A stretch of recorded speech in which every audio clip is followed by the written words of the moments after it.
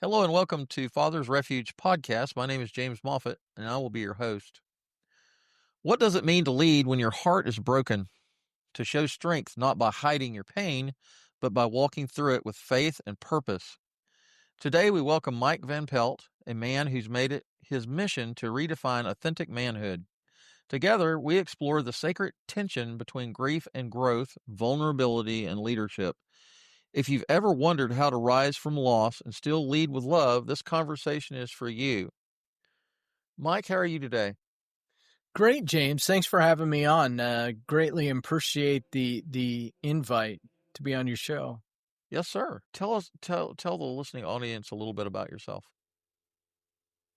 Sure. It's interesting. Been an interesting journey for me many years ago. Felt myself just kind of lost in this world that's not knowing what I wanted to do career-wise. I was at a dead end and really trying to find myself. And my wife said, hey, why don't you stay home with the children and be a stay-at-home dad and figure it all out? And so went back to school, got my college degree, which I had not completed, took care of the kids, got heavily involved in the community, loved volunteering, and I looked at what was going on around me and said, you know what? I would be an outstanding nonprofit leader, but what do those people have that I don't have?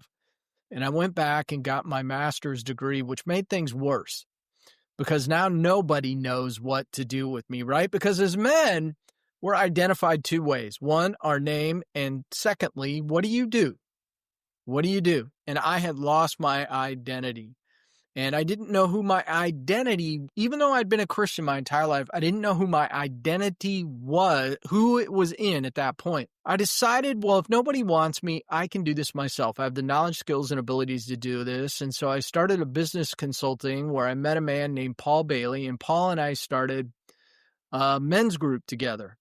We intended to start a networking group, but just we realized that our faith was more important.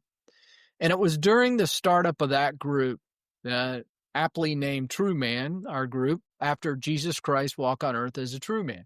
We thought he was the model. Let's name our group that. And it's really where I began to find my identity in Christ and develop a more intimate relationship with him. And when I did that, everything, it was like the seas parted. We started a podcast. I've been involved in True Man Life coaching now for, probably 5-6 years almost. Books, been involved in 3 collaborative books, have written my own book that we put out earlier this year, and now getting ready to go out and do some more speaking opportunities, because I think what's come out of all of this for me is that I don't want to see men be lost or not know freedom. I don't want men to be living in shame.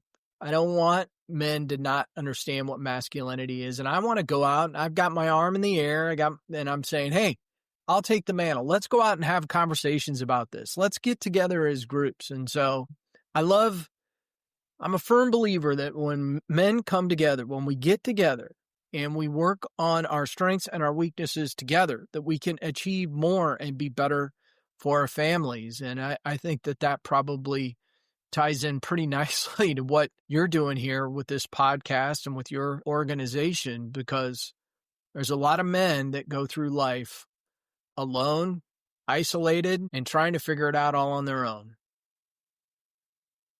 Indeed. So I want to read this first paragraph that you gave me, and I'll let you launch into the talking points.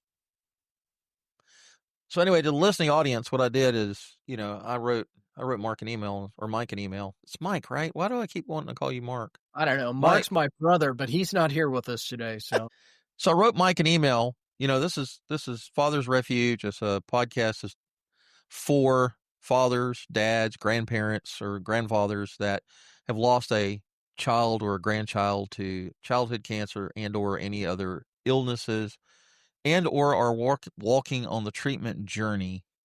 All right, so those are tough topics. And so I wrote Mike an email and said, "Hey, how are we gonna tie you into the mission for the listening audience here?"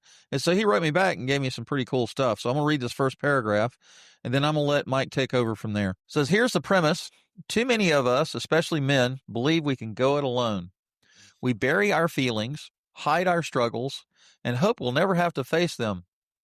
That voice of isolation isn't from God; it's from the enemy. And when life knocks us down, the default response for many is to withdraw instead of reaching out. And that's the truth. I mean, I was born in '61. I was a child of the '70s and the '80s. And back yeah, then, men were told that men don't cry. You suck it up, buttercup. You pull yourself up by the bootstraps. right. You don't share your feelings. There's no such thing as family therapy or marriage Right. counseling or any of that stuff. You just, if you were caught with a tear on your face, you were considered a sissy. Yep. And Yep. so there are a lot of fathers out there that are baby boomers like myself, and maybe younger, that are operating under that pretense. And so I thought what you told me, Mike, in email about your True Man podcast and your mission would fit in very uh, nicely with Yeah.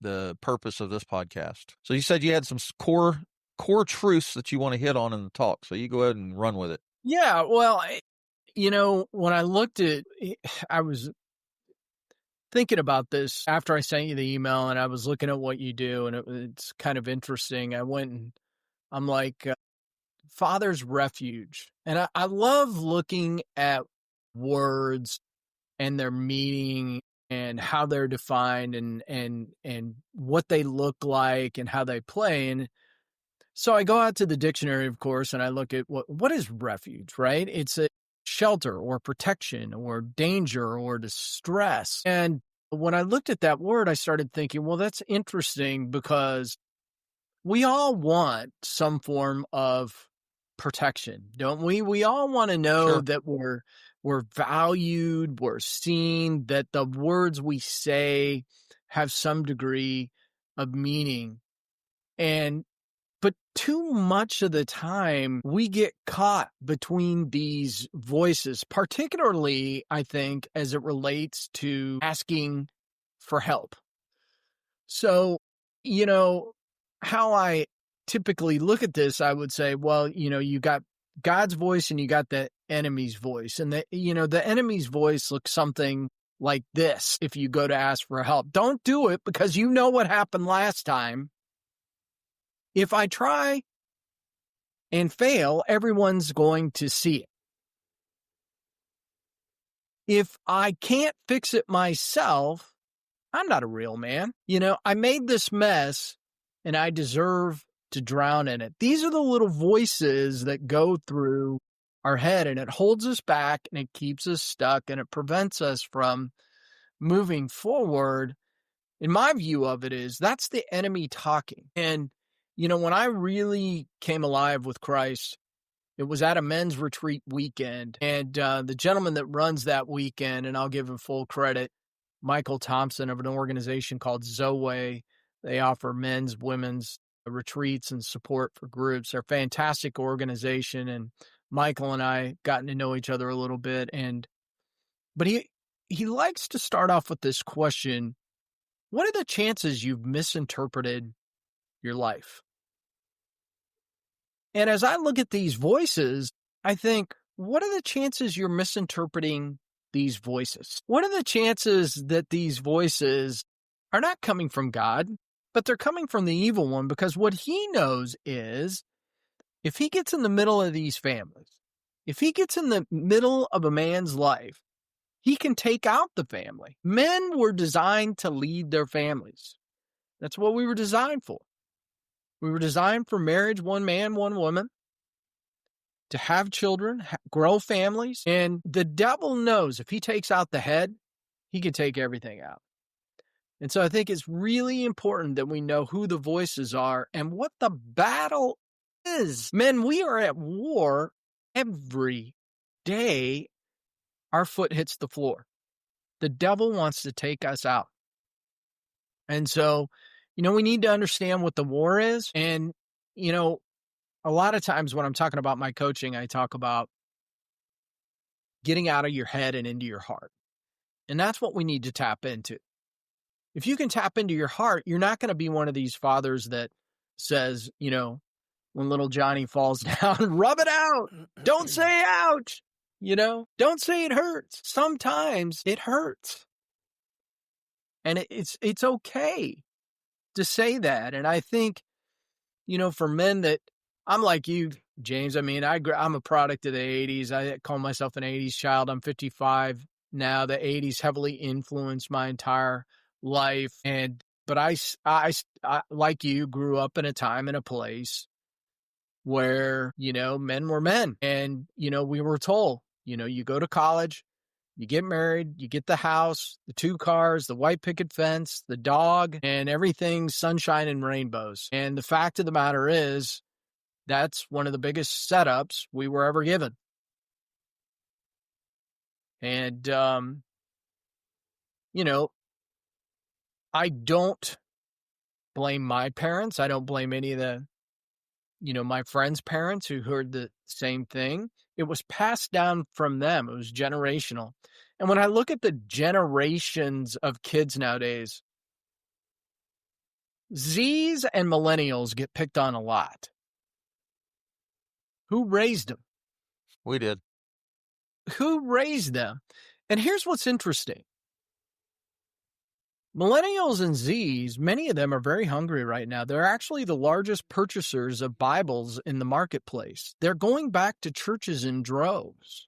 They're hungry. Why? They've been lied to by colleges and universities. They've been lied to by their government. Many of these kids are products of divorce. They have not had a man in their life. They've not had a father figure. And what's interesting, James, is in this men's coaching, mentoring world that I'm involved in, I thought that my audience was me. And do you know what I'm finding out?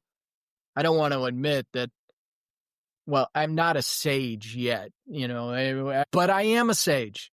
These young people are looking for people like me, and they're gravitating to people like me.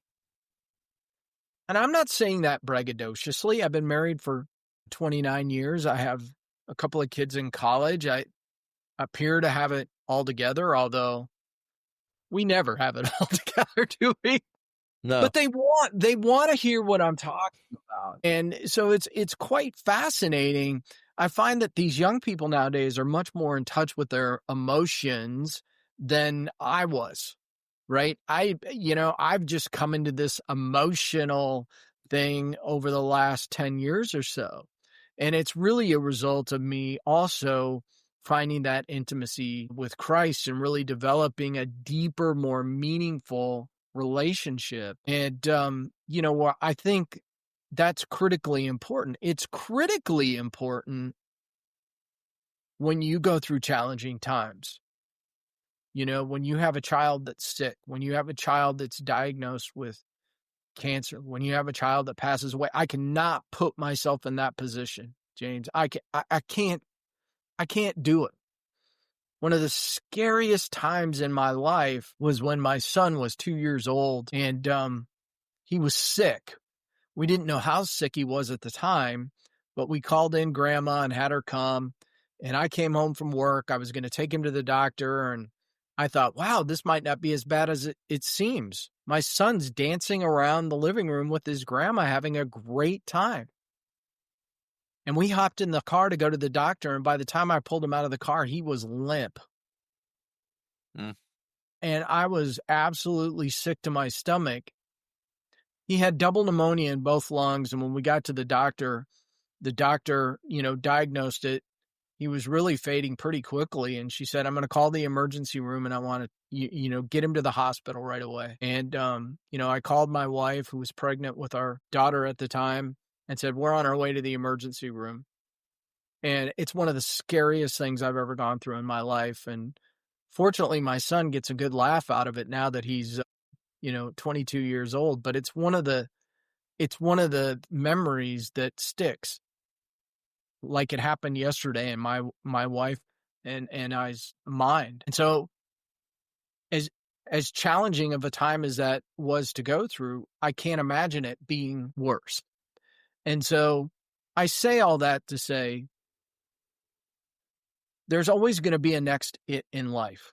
I wish it wasn't so. I wish, I wish that wasn't the case. So the question is, how do we prepare our hearts and minds for that next it in life? And that's what I feel like I've been in preparation for, or practice sometimes, as I might call it, in preparation for life, that next it. And I think that's one of the things that I pass down now as wisdom and advice to these younger fathers. You're in preparation. You're in the game of life, but you're always learning. You're always in preparation.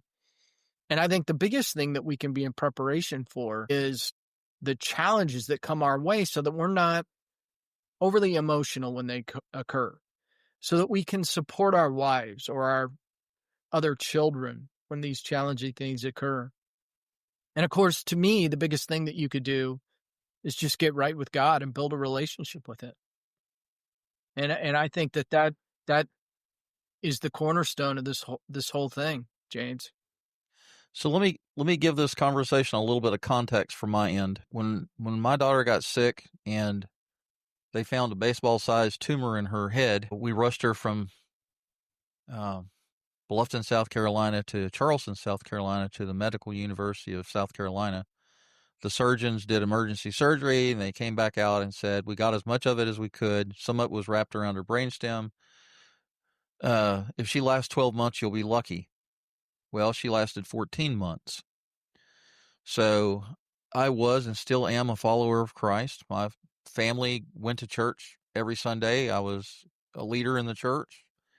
I felt at that time, 21 years ago, that I had a pretty rock solid faith. But I have to say that this event, losing my daughter to cancer, rocked our world, and it rocked my faith, and it left me with a lot of questions. And I haven't walked away from my faith because of that, but I had a lot of questions, and I had to negotiate. I had to have quite a few come to Jesus meetings with Jesus. Trust me when I tell you that. Yeah. And I still have a lot of questions. When I kick off of this rock that we're living on, and I come face to face with my Creator, I'm going to want to pull him aside and say, okay, I still need to understand this. And hopefully he'll be gracious enough to entertain that. But, if we're talking to dads that are walking through the treatment journey with their children, for the longest time, I had hope. I hoped, I prayed, I cried, I was angry, went through all the stages of grief, and, again, I don't wish that on my worst enemy. And it's a very tough thing. Yeah, I don't know what the answer is, James. I really don't. I'm not, sometimes people people will ask me, where are you coming from, Mike? And, I'm not a theologian. I'm not a pastor. I'm not a psychologist. I'm not a social worker. I'm just a regular guy who went through what I went through and has, had opportunities to sit with, a lot of other guys. In fact, Paul Bailey, the gentleman that I started our men's small group with, our True Man small group, he lost his son in an accidental gun shooting while they were out hunting. And, it's quite a story. It's not one that, I could tell quite like Paul could, but, I've seen people wrestle with these things. I've seen Paul lean in more. I think, we have to acknowledge that life is messy. Yep. Life is absolutely messy. But I really believe in that mess, we can find our masterpiece. And again, I can't put myself in the position of losing a child. I've not lost a child. Right. I haven't, Right. you know, um, I can't imagine how much pain that feels. But I just always come from the position of, we have to invite God into these things. I do believe his arms are open even in the midst of a mess. So what I would like to do as we have this conversation is be cognizant of the fact that there are going to be some men that are hurting and men that are believers and some are not going to be believers, Yeah, and my goal, my hope is that Father's Refuge is a safe place where people can hear sure. stories. I want them to hear the stories. And I've had somebody on the podcast already that shared their story. I've shared my story in the first 6 episodes, and there's going to be other people that are going to share their stories. And sadly enough, those stories are going to resonate with some of these men that are still walking through this, and or may even be on the other side and looking for some sort of healing, right? And so, you have all sorts of calamities. You've got car accidents, you have accidental shootings, you have Yeah, loss of, losing your spouse, losing your children, losing grandparents, you losing parents. There's all kinds of loss that we experience in this yeah, lifetime, right? And I don't care what label you put on that loss, it still hurts, right? And yep, and men back in 2001 when I was walking through this, I there was a special song from Casting Crowns called "I'll Praise You in the Storm." And I actually shared the lyrics of that song in one of my earlier podcast episodes here. And because my vision as a father, when we were walking through that 14 months of treatment, was that there was a violent thunderstorm just off the shore and it was heading our way. And I was afraid of it. I didn't know what kind of damage it was going to do. I didn't know if it was going to bypass us and just go over and not hurt anybody. But the further away from hope that I got, and the further into that realization that she was not going to be healed on this side of heaven, yeah, uh, brought me to a real stark reality of, oh, so this is a possible outcome, and the closer we got to her death, the more reality it became, and I grappled with that reality. And I questioned God. I yelled at God. I bargained with God, right? And so that's just my story. That's my loss, my story of loss. And there are going to yeah, be other men that are going to have their stories of loss. I know people have lost their wives. I could not imagine. I've been married to my wife for 30, almost 36 years. I can't imagine losing Katie. They'd have to lock me in a funny farm somewhere. Right. So that's kind of where I want us to come from, is that we've got men that are hurting. They don't know how to get outside of themselves and ask for help. And I would like for you to help me give them the tools and the resources they need to find the hope that they need. wow, you gave me a big task there, James. I know. I'm that way. Yeah, I've wrestled with this. It's just me. I just want to help people. I want to, impact people and see them be their very best. And at a certain point, I had to come to this realization, and I didn't want to, that I can't help everybody, and Right. that some people don't want to be helped. Some people don't want to ask for help, and some people just flat out have to come to it, on their own terms in their own time frame. Right. Regardless of how they get there, I do think there's a very important component to this, and that is ask for help. Ask for help.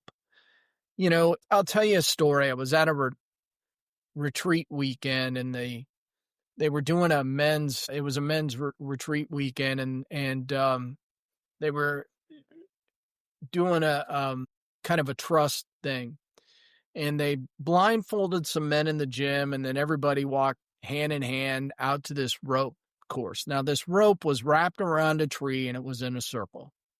And they proceeded to give the guys instruction. They were blindfolded. They proceeded to give the guys instructions, and they said, if you need any assistance, just raise your hand and ask for help, and keep your hand on the rope the entire time.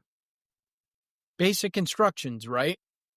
What these blindfolded guys didn't realize, because they were blindfolded, was that there was no way out. The rope was in a circle. And the only way to get out were the instructions. Put your hand in the hair and ask for help. So as you might imagine, these guys are traversing this rope, and it was quite funny to watch. Some of them would change directions and go the other way. And it took about 10 minutes, and finally, and they had to raise their hand in silence, right? It's because finally the first guy raises his hand. Guide walks up, tells him what's going on, take your blindfold off and then step outside the rope, and then proceeds to give the same instructions to everybody again. If you need help, raise your hand, ask for help. And it took about 30 minutes for everybody to figure out what was going on. And the reality is, unless they raised their hand and asked for help, there was no way out. Right. And many of us go through life never raising our hand, never asking for help, trying desperately to go it alone. I know, I've been there. I've been there, And, I think the most important thing that we can do as men when we're going through these difficult times, because these difficult times can lead to depression, they can lead to suicide, they can lead to a lot of negative things if we don't get help. We were not built to go it alone. I don't care whether you go to your pastor or, you have to go to a therapist or talk to a family member. You have to sometimes get help. You have to ask for help. You have to swallow your pride. And most of us as men have not been taught this. We've never had another man in our life say, hey, as a man, it's okay to ask for help. No, instead we were taught the opposite. Like you were talking about earlier. I mean, run to first base. I don't care that you got hit with the ball. Tough it out. That's what we were taught. Right. And, maybe you can get by with that in the short term. Maybe you can get by with that a few times. But when you're talking about the weightiness of the death of a child or a spouse, or watching them go through, complete, cancer treatments and being sick, that is weighty stuff. And to think that you can maneuver it on your own is just false thinking. And so I think the most important thing that we can do as men is realize that asking for help is not a place of weakness. It is actually a place of strength. It's something to be admired. It's something to be appreciated. It's something that could damn well save your life. And, you can't go down with the ship because something crappy happened. It's crappy. I get it. I know. We've all had crappy stuff happen. I can think of a number of times in my life where I did something stupid, made a dumb decision because my pride got in the way and I wasn't going to ask for help. I wasn't going to let anybody know how I was feeling. Many of us have this. Many of us have this tough guy persona that we've been living with. Clint Eastwood, John Wayne. Yeah. It's a false way to live. It's not an authentic way to live. And, you know, I've I've come to find that it requires a lot of curiosity. It requires asking a lot of questions. And in those questions, many times you might find some answers. You might not. But I think it's important, to ask for help. There's no admiration in going it alone. We weren't even built for it. There's a reason God created Eve for companionship. We were built to be in community. We were built to do life together. And that's why I so strongly believe in the importance of asking for help. So let me read some of these core truths that you hit on. Many men are raised to believe real men don't ask for help. That mindset isolates us, weakens us, and keeps us stuck. The reality, asking for help is not weakness, it's strength and wisdom and action. To make it practical, you walk through what you call the battle steps for breaking free. So can you hit some of those steps? There's only Yeah, 5 of them. kind of touched on this a little bit. You acknowledge the mess. Don't deny it. Don't run from it. Don't hide it. Don't stuff it down deep in your soul, hoping you never have to deal with it. These messes always come back. And typically what I find is they come back in our relationships. They come back in our relationships with our wife or our children. And because we've stuffed it down deep in our soul. And these may be wounds and hurts that happened to you when you were 7, 8, 9, 10 years old. I hear it time and time again. That's when I first found porn. I was abused or whatever. And thus the snowball begins, and you really don't deal with it until you become an adult. But, acknowledge those messes and acknowledge the messes that are in your life. And, the second one, I said, invite God into it. Pray, listen, obey, submit. Now, James, you mentioned that could be a challenge for some people. That's fair. I've gone through periods where I was mad as all get out at what was going on in my life. Get real with yourself was the third one. And I think one of the things, we don't talk about this enough, and in my book, I wrote a whole chapter on journaling. I found journaling and writing things down to be incredibly cathartic, a great way to get in touch with my emotions. And it helps you see where you're at in the moment. And you can maybe even go back and review it. But I love the idea of journaling and getting things down on paper. I love writing, despite the fact that every English teacher that I ever had is probably rolling around in their grave going, he wrote a book? What? Yeah. That's what editors are for.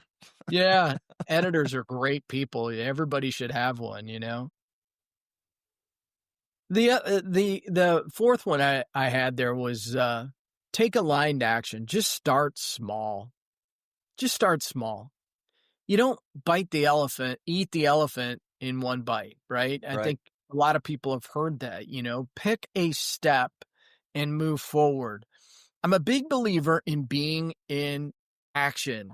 And the people that really know me, because I do a lot of stuff on Zoom, there's a lot of speaking that I do with one of the organizations I'm involved in. And I am always, today on this podcast, I'm sitting, but when I'm speaking, I'm standing. I've got this stand-up desk, which is an incredible thing, and I love it. But when I'm speaking, I'm standing. And she says, Mike, I always know when you're getting ready to come on because you're swaying. I'm in action. I'm preparing myself. Some of that just comes from my athletic days. I still step with the pitch. And anybody that played baseball probably knows when the pitcher's in motion, you're right, left, right. Okay. That's what happens when you're standing in the outfield. You got to stay awake, got to stay alert. And I still have a lot of those old habits, but I think they apply to life too. You've got to be in action in life and just start small. Start small and surround yourself with good people. I wrote on there builders, brotherhoods, get involved in brotherhoods, small group. I know a lot of small groups that aren't even Christian in nature. They just are men's groups that get together to talk about life. That's fine. That's cool. That's right where you need to be. You need to get around a group of people that will listen to you, not fix you. Because, right, you're in the middle of pain. You're not looking to get fixed.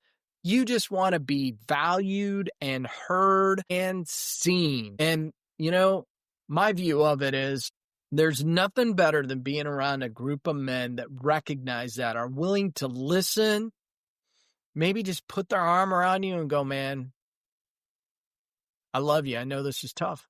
And sometimes that's all you need. Just knowing that somebody else hears you, sees you, and values you.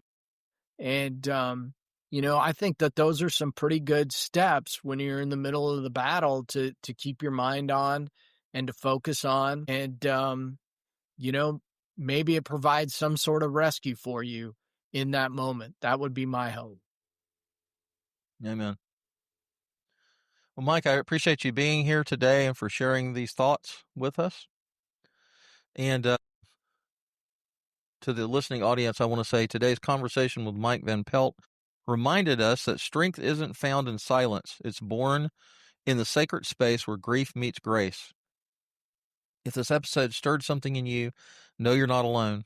Father's Refuge exists to walk with you, to listen, and to remind you that healing is possible, even when the road feels long. Share this episode with someone who needs it, and if you're ready to tell your story, we're here.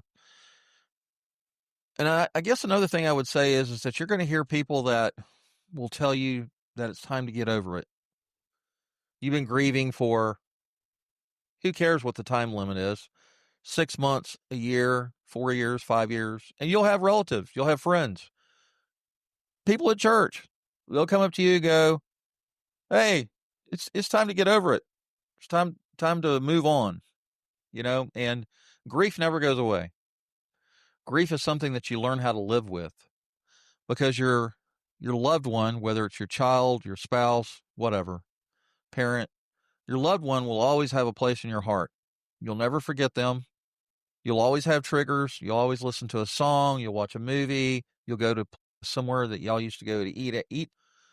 There's always going to be triggers that are going to be there. And when you're initially in the battle, when you're right at the edge of this happening, the pain comes hard and fast. There's no way getting around it. I didn't start Father's Refuge until 21 years. Let's try this, 24 years. She died in 2001. So Father's Refuge didn't actually, this podcast didn't come to fruition until I was talking to a doctor on my ABCs of Parenting Adult Children podcast. And I was telling her about Jessica. And she was like, we had about a 5-minute discussion. And she says, you've got a lot to offer. I think you need to start a podcast on this and start to talk about this stuff and talk into people's lives that need to hear this, right? So yes, grief sucks. It hurts. Find a buddy, go to a support group, call 211. That's United Way. It's all across America. And corporations pay money to United Way to provide programs and assistance to people that need help. I don't know. They may not have anything for fathers, grieving fathers or whatever, but if 211 doesn't have anything, reach out to your local churches. You might be Jewish, you might be Hindu, you might be Muslim, you might be Christian, whatever your faith is. Faith is important. So reach out to that faith that you're have endorsed or embraced in your life and see if they have pastoral counseling or somebody that can let you come in and talk to them. They even have, for counseling services, they even if you can't afford to pay full price, a lot of them will do a sliding scale. How much do you make a year? Well, this is what we can do it for. There's a lot of free services out there. So I'm just saying all of this to say that no man is an island. If you're struggling with grief, if you're hurting, don't go it alone. Don't try to do it alone because you can't do it alone. Trust me when I tell you that. So anyway, until next time, keep leading with love and keep showing up even when it hurts. You can reach fathers Refuge at my website, fathersrefuge.com. Of course, you're listening to the podcast if you're listening to this. Also, I want to tell you about www.truemanlifecoaching.com. truemanlifecoaching.com, and I'm going to share the screen with my listening audience and my viewing audience. Screen and window, and here we go, share. So this is Mike's True Man Life Coaching website. Tell us about it, Mike. Yeah, well, websites, social media, all that stuff, not my bailiwick, always a work in progress. But I think the most important thing that we've been able to put out there is the podcast that I do, True Man Podcast. You can find that on there. The books. I've got a speaking page on there because really the goal for me is to get out in front of groups and begin talking more about this idea of masculinity. Many of the things we touched on today are going to be a part of that. And what can they do? How can they start a men's small group in their area? I gotta say, the ultimate goal for True Man down the road is really to become much more of a multimedia resource company for men. And, we'll grow into that as we go. But I love talking to groups. I love getting out and talking to people. And I'm looking forward to doing more of that and talking. I tell you what, I could write about 4 or 5 more books right now, but time does not permit. But yeah, the True Man Life Coaching website is the great resource to go to find me, get my calendar and the podcasts and the books, and ask me about coming to speak to your group. I'd love to do that. Even online. I'm fully equipped to do everything online too, as you can see. Good. All right, Mike, thanks for being here. I appreciate having this conversation with you, and I'm sure I will probably ask you to come back at some point. Thanks, James. We've just scratched the surface here. And Oh to the man, listening yeah. audience, I want to say thank you for the privilege of your time, and be blessed and have a good rest of your day. And we'll talk to you later. Bye-bye. Hello, everyone. James Moffitt here with Father's Refuge Podcast. Losing a child to cancer is a grief no parent should walk through alone.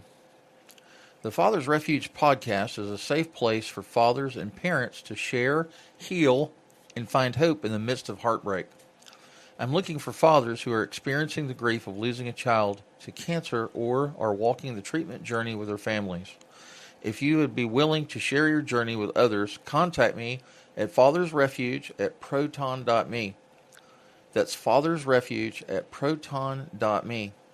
And now to our featured episode.